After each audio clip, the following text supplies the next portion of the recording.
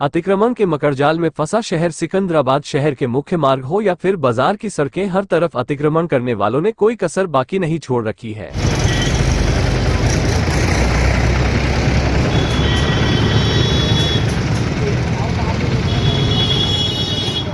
हर तरफ अतिक्रमण का मकड़जाल हर किसी के लिए मुसीबत का सबब बन रहा है। राहगीरों के साथ साथ हर वर्ग इससे अछूता नहीं रहा, लेकिन संबंधित विभाग गहरी नींद सो रहा है, जिसके चलते अतिक्रमणकारियों के हौसले बुलंद होते जा रहे हैं, जिसका खामियाजा शहर के आम नागरिकों को भुगतना पड़ रहा है। अतिक्रमण के चलते राहगीरों का सड़कों पर चलना दुश्वार हो रहा है, जिससे पूरा शहर प्रभावित हो रहा है। हर तरफ जाम से जूझना पड़ता है। संबंधित विभाग अतिक्रमणकारियों पर कार्रवाई करने से पीछे हट रहा है, जिसके कारण अतिक्रमणकारियों के हौसले नित्यदिन बुलंद होते जा रहे हैं। व्यापारी नेता ठेली खोमचों पर कार्यवाही की बात करते हैं, लेकिन व्यापारियों ने अपनी दुकानों को कई फुट सड़कों पर आगे की तरफ बढ़ाकर नगरपालिका की जमीन पर कब्जा कर स्थायी अतिक्रमण कर रखा, उन पर चुप्पी साधे हुए है। आखिर शहर को नासूर बनते जा रहे अतिक्रमण के मकड़जाल से कब निजात मिलेगी, ये तो आने वाला वक्त ही बताएगा। मोहित जी, आप एक व्यापारी नेता होने के साथ साथ नगर के एक जिम्मेदार नागरिक भी हो। जैसा कि नगर में जाम की समस्या एक नासूर बनती जा रही है, आप ठेली खोमचों पर कार्रवाई करने की बात तो करते हो, लेकिन व्यापारियों ने जो दुकान बढ़ा के अपनी दुकान नगर पालिका में 2-2, 3-3, 4-4 फुट आगे बढ़ा के और आगे अतिक्रमण कर रखा है, उसकी तरफ आप क्या कहना चाहोगे?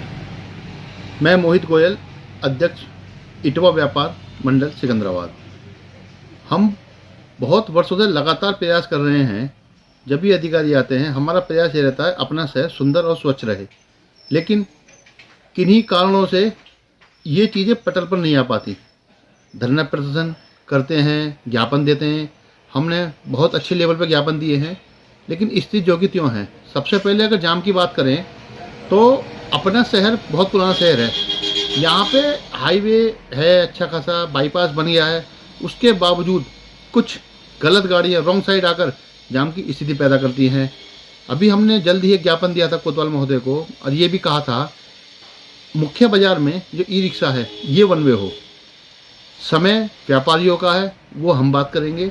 हमारी एक आशा ये है, सुबह व्यापारी 10 बजे तक सामान मंगा लें अपना, रात को सामान 7 बजे के बाद मंगाएं, जिससे बाजार में माल के आवागमन में किसी भी आम नागरिक को समस्या ना हो। लेकिन नगर पालिका की तरफ से ये एक बहुत बड़ी समस्या पैदा होती है, बार बार कहने के बावजूद।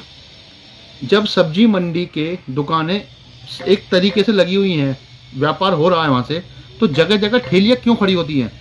इनके लिए एक जगह निश्चित करें। एक अगर सिकंदराबाद में एक फल बाज़ार बने, जिसमें मोहित गोयल को अगर फल लेने हैं तो वो एक पर्टिकुलर जगह पर जाए कि वहाँ फल मिलेंगे। जगह जगह ठेलियाँ, जाम की स्थिति बनी रहती हैं। सब्जी मंडी कैनरा बैंक के पास इतनी गलत स्थिति है, वहाँ पर ठेली वाले तेज़ आवाज़ में हल्ला मचा के मोटे मोटे अमरूद ले लो, ऐसा कर लो, वैसे कर लो, वो चीज़ें गलत हैं। शहर की इससे कोई स्वच्छता, सुंदरता नहीं बनती।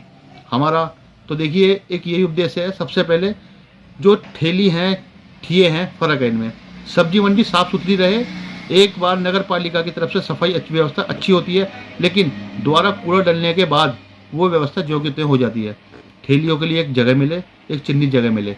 अपने गाजियाबाद में एक फूल बाज़ार बनाया बहुत अच्छा हाईवे पे, जानकारी नहीं है मुझे कहाँ पर है, लेकिन वहाँ नगर निगम ने 20 दुकान फूल वालों को अलॉट कर दी। बड़ी सुंदर हैं, लाइट लगती हैं, देखने में अच्छा लगता है। भैया, हमारा सवाल था अतिक्रमण को लेकर। व्यापारी ने दुकान से आगे कई फुट तक अतिक्रमण फैला रखा हो, और फिर वो ये तो स्थायी अतिक्रमण हो, एक उन्होंने अपनी दुकान कई फुट आगे बढ़ा के पक्का अतिक्रमण कर रखा, उस पर क्या कहोगे? उसके लिए ये है, हम नगर पालिका के साथ हैं, प्रशासन के साथ हैं। जो समस्या जैसे निस्तारण हो सकता है उसको करेंगे, जो ज़्यादा स्थिति खराब है उसका हल करेंगे। हम उन चीज़ों को ना लेके दुकानदार बात करके कितनी पीछे हट सकती है, क्योंकि कोई दुकानदार नहीं चाहता मुझसे कोई कहे। दुकानदार बहुत सभ्य होता है, उनको समझाने के बाद अपना सामान अंदर कर लेंगे, वो ऐसी बात नहीं है। लेकिन जब दुकानों को आगे ठेली खड़ी होती हैं, वो ठेली वाले तो कुछ कहते हैं, तो ठेली वाले बदतमीजी करते हैं। अभी कुछ दिन पहले हनुमान चौक पर भी ये व्यवस्था बनाई थी। तो इसमें हमारा तो नगर पालिका के प्रशासन से आग्रह है, सर्वप्रथम पहले वो बाजार से वो चीज़ें हटाएं जो आने जाने वाली हैं, जैसे ई रिक्शा कहीं भी मोड़ देता है।